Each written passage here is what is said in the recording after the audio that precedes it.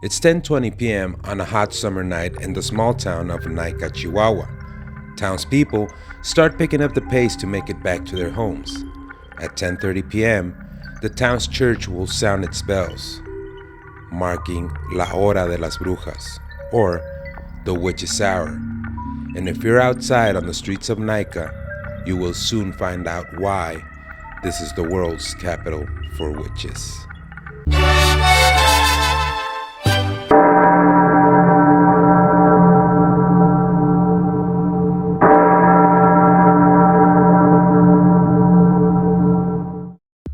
Uy cucuy, welcome back to the Mexighost Tales. I am your host, Danny Chavez, wishing you all had a great holiday season, and we are ready to start a new year, and we hope you are too.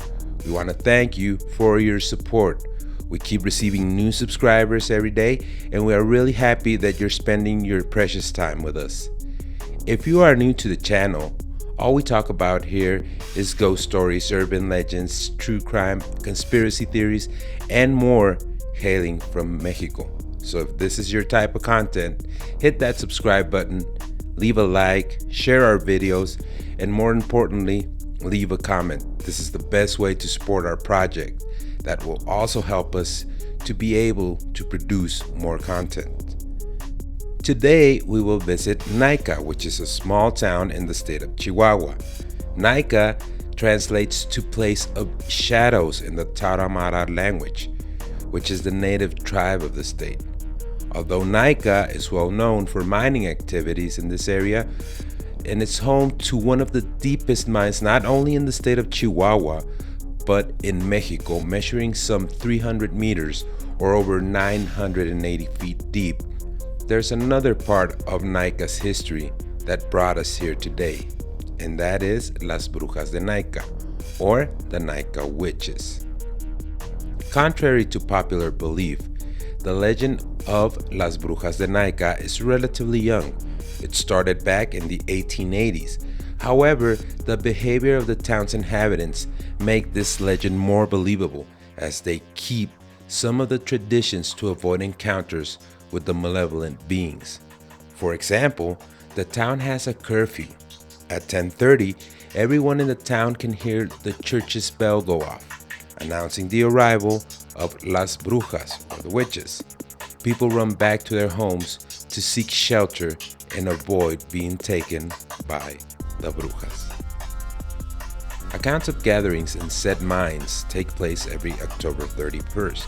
People have told stories of wealthy families being present in the area for these gatherings. They drive luxurious cars and are well dressed, and they make their way to these caves to have some sort of ceremony or ritual in these caves. In 2010, a group of teenagers visited these mines and saw that one of the axes was covered by rocks. They heard noises on the other side of the pile of rocks and decided to remove the blockage to make sure that no one was in danger. To their surprise, there was no one on the other side. Instead, they found a pentagram drawn in the ground, candles and pictures. Lots of pictures of people. Some of them even lived in Naica. The group of teens dismantled the cursed altar in an effort to prevent the witches from causing any harm to anyone. This would prove to be a failure. Soon, the local police started receiving calls from untraceable phone numbers, claiming that they would sacrifice a baby due to the intrusion perpetrated by the group of teenagers. People in the town started receiving phone calls from a 666 phone number, claiming their babies would be sacrificed. The chaos was such that the small town's police department was encouraging people to stay indoors and report any strange happenings immediately. For months, the people in the town and the police were kept at bay by the weird threats. Finally, a woman who was riding a bus asked the bus driver to pull over because her 4-year-old daughter needed to relieve herself.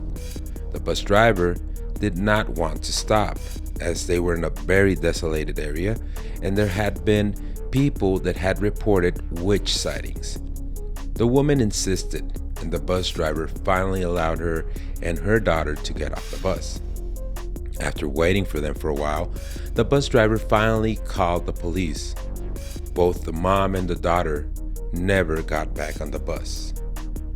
2 days later, both were found dead in one of the mines. It was impossible for them to have walked that distance, and there was no logical explanation that the authorities could give to determine why the bodies ended up so far away from where they were last seen. The locals took this as the sacrifice the Brujas had warned them about. The most famous retelling of this legend is the story of Montserrat. She was a young woman who worked at a bakery. One night, she was looking at the stars and she was mesmerized by their beauty. Montse, as she was known, never paid attention to the church's warning of the impending attack of the witches, who took the young lady to their hideout in the mountains to bite her and turn her into a witch. There's not a lot of people that have claimed to seen Montse since, but the few that have claim that the once beautiful woman have turned into old decrepit version of herself, and that she seeks to harm young girls in revenge for what the Naica witches did to her. The people in Naica normally don't want to discuss these stories with outsiders.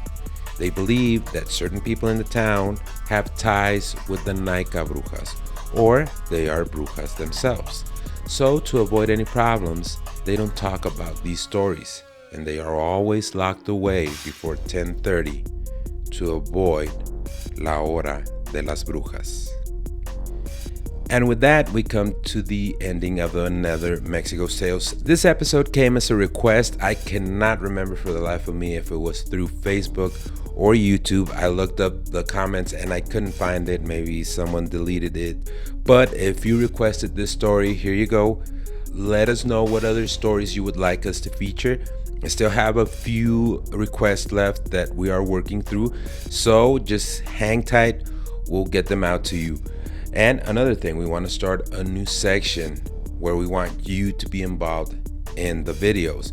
So if you have any paranormal encounters, alien encounters, or you know of someone that had a spooky story and you want us to feature it in the channel, please write us an email to our email address, which is mexighosttales@gmail.com. I would love to hear your stories. And also, don't forget to follow us on Facebook, Instagram, and TikTok as the Mexighost. And we will see you on the next one, where we will visit another part of Mexico's other history.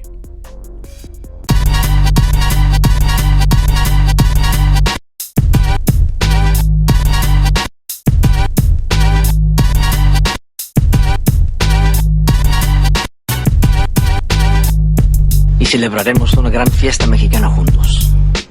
¿De qué fiesta hablas? Noviembre 2. ¿Y qué celebran? A los muertos.